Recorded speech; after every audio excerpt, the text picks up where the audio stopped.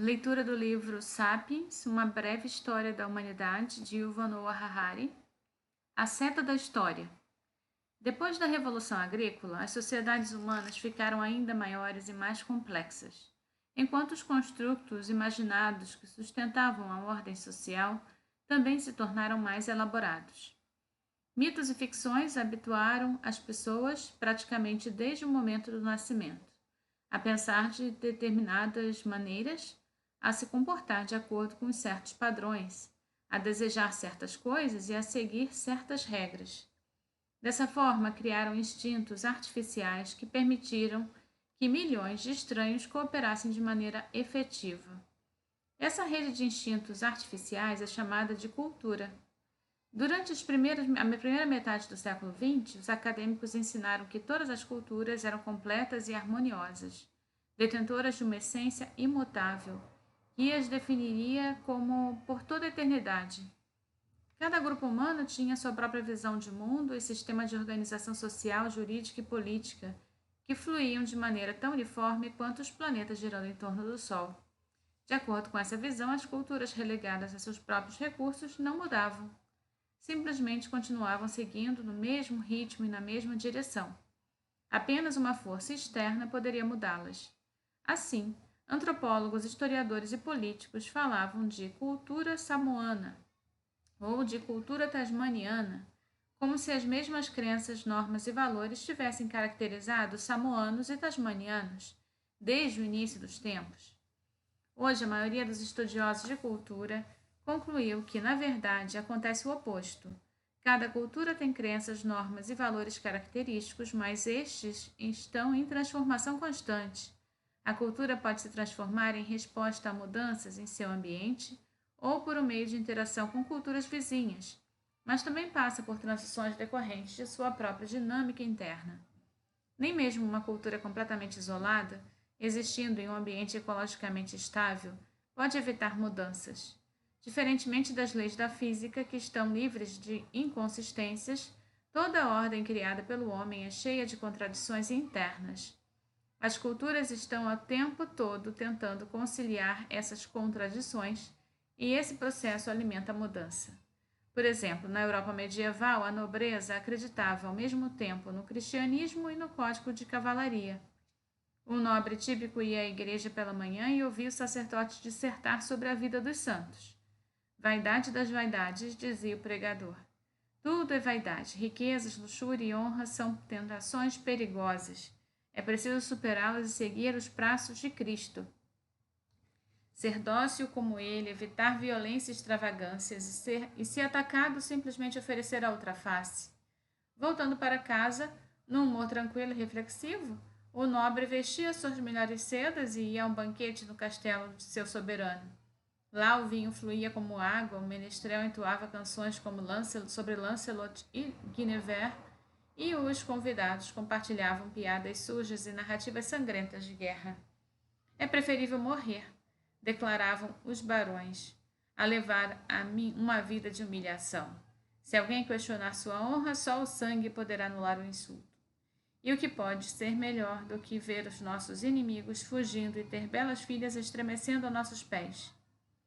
A contradição nunca foi totalmente resolvida, mas à medida que a nobreza, o clero e a plebe europeia tratavam de superá-la, sua cultura mudava. Uma tentativa de solucioná-la resultou nas cruzadas. Durante a cruzada, os cavaleiros podiam demonstrar de um só golpe suas proezas militares e sua devoção religiosa. A mesma contradição gerou ordens militares como os templários e a ordem hospitaleira de São João de Deus, que tentavam combinar ainda mais as ideias do cristianismo e os da cavalaria.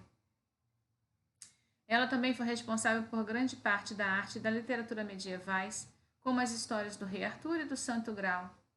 O que era Camelot, senão uma tentativa de provar que o bom cavaleiro podia e devia ser um bom cristão, e que entre os bons cristãos estavam os melhores cavaleiros?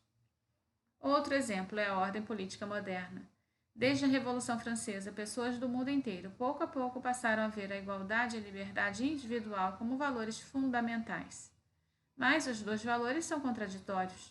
A igualdade só pode ser assegurada se forem diminuídas as liberdades daqueles que estão em melhores condições. Garantir que cada indivíduo seja livre para fazer o que desejar inevitavelmente compromete a igualdade.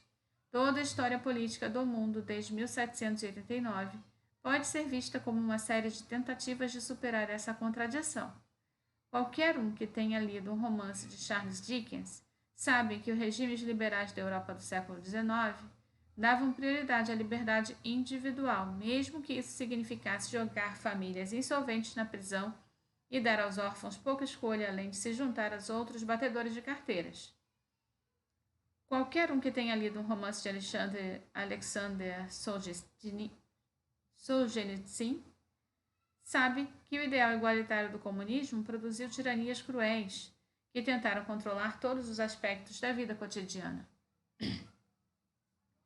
A política contemporânea dos Estados Unidos também gira em torno dessa contradição.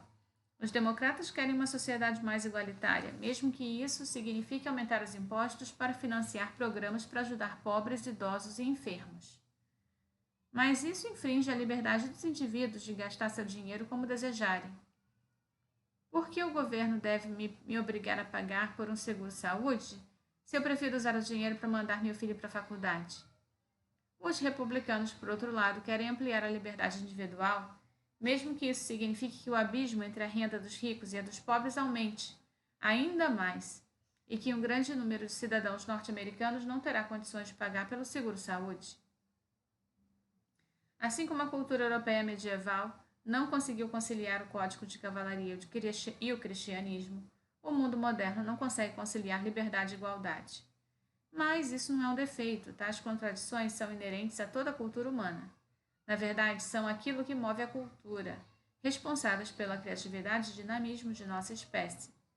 Da mesma forma que suas duas notas musicais discordantes tocadas ao mesmo tempo colocam em movimento uma composição musical, a dissonância entre nosso pensamento, ideias e valores nos compele a pensar, reavaliar e criticar.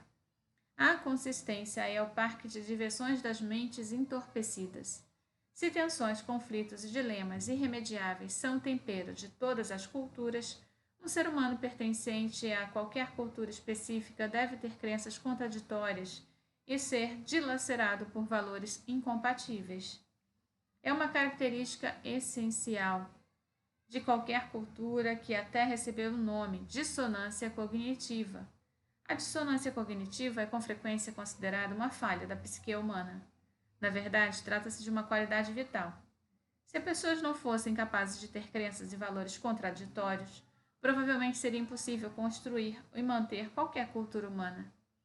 Se um cristão, digamos, realmente quiser entender realmente os muçulmanos que frequentam aquela mesquita perto da sua casa, ele não deveria procurar por um conjunto imaculado de valores que todos os muçulmanos prezam.